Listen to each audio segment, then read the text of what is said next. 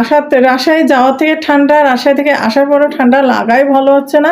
সময়টা না কিভাবে চলে যায় কিছুই বোঝা যায় না। ঘড়ির কাঁটাটা কত জোরে ঘুরতেছে, তাই না? যখন ছোট ছিলাম মনে করতাম ঘড়ির কাঁটা কেন ঘোরে না, সময়টা কেন কাটে না। আর এখন মনে হয় কোন দিক দিয়ে সময় চলে যাচ্ছে কিছুই বুঝতে পারি না। জীবনটা খুবই দ্রুত চলে যাচ্ছে। আসসালামু আলাইকুম, সবাই কেমন আছেন? আশা করি সবাই অনেক বেশি ভালো আছেন। আল্লাহর রহমতে আমরা ভালো আছি।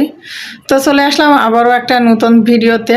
তো আজকে সন্ধ্যা থেকে ভিডিওটা শুরু করছি। আর এখন যাব আমি একটু বাইরে।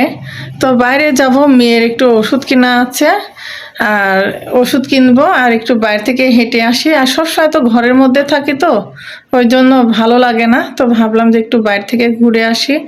আর বাইরে যেয়ে একটু ভিডিও আপনাদের সঙ্গে শেয়ার করতে পারলে করবো, না পারলে নাই। বাইরে যেয়ে কিন্তু ভিডিও করবো সেইটুকু এনার্জি কিন্তু আমরা পাই না। আর রাস্তায় এত পরিমাণের ভিড়, জ্যাম লেগে থাকে, ভালোই লাগে না। আর নিজেরও মন চায় না তখন ভিডিও করতে। যাই হোক, এখন বাইরে যাচ্ছি, চলুন যদি সম্ভব হয় ভিডিও করব, না হলে নাই।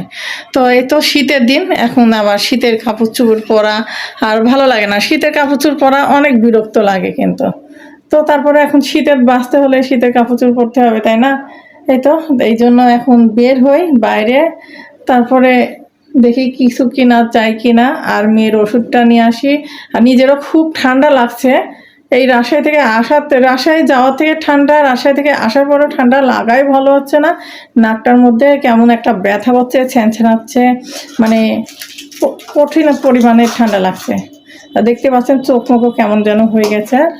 তো যাই হোক, চলুন বাইরে যাই। বাইরে যেয়ে আপনাদের সঙ্গে একটু পারলে ভিডিও শেয়ার করব, না পারলে সারাদিন ঘরে কি করছি না করছি সেটাই আপনাদের সাথে আজকে শেয়ার করব। তো চলুন আমাদের সাথে থাকুন আর দেখতে থাকুন। আশা করি আপনাদের বেশি ভালো লাগবে ব্লগটি। আর ব্লগটা যদি ভালো লেগে থাকে অবশ্যই আমার ইউটিউব চ্যানেলটি সাবস্ক্রাইব করবেন, ফেসবুক পেজটি ফলো করে পাশে থাকবেন। আপনাদের সাপোর্ট এবং ভালোবাসা আর বেশি বেশি করে সবাই লাইক দেবেন, তাহলে আমাদের উৎসাহটা আরও বেড়ে যাবে।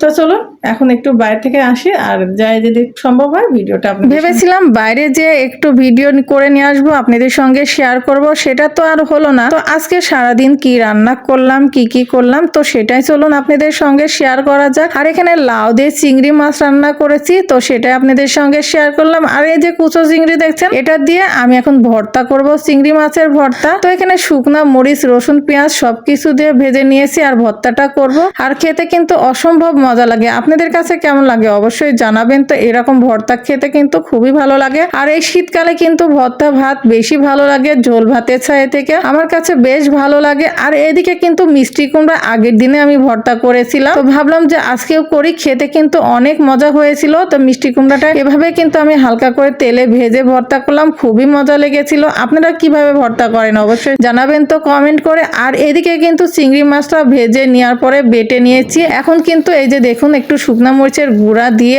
আর একটু সরিষার তেল দিয়ে মেখে নিচ্ছি। আর বাদ বাকি সবকিছুই তো দেওয়া আছে। আর খেতে কি বলবো, ইয়ামি হয়েছিল, দারুণ একটা রেসিপি। গরম ভাতের সাথে চিংড়ি মাছের ভর্তা অনেক সুন্দর লাগে। আর এদিকে আমি বেগুনও ভর্তা করে নিচ্ছিলাম, কারণ এই সব কিছুই ভর্তা ভাত আজকে করব বলে তার জন্য সবকিছু ভর্তা করলাম। এদিকে মিষ্টি কুমড়া ভর্তা, বেগুন ভর্তা, চিংড়ি মাছের ভর্তা, আবার লাইয়ের তরকারি চিংড়ি মাছ দিয়ে সবকিছুই অনেক সুন্দর একটা রেসিপি করেছিলাম। খেতে কি বলবো, দুর্দান্ত হয়েছিল। তো আপনাদের সঙ্গে শেয়ার করলাম, কেমন লেগেছিল অবশ্যই কমেন্ট করে জানাবেন। আমার কাছে কিন্তু অনেক ভালো লেগেছিল। তো রেসিপিগুলি আপনারা চাইলে এভাবেও শীতকালের রান্নাগুলি করে খেয়ে দেখতে পারেন, অনেক ভালো লাগবে। তো এখনকার মতো বিদায় নিব, সে পর্যন্ত সবাই ভালো থাকবেন, সুস্থ থাকবেন। আল্লাহ হাফেজ, আসসালামু আলাইকুম।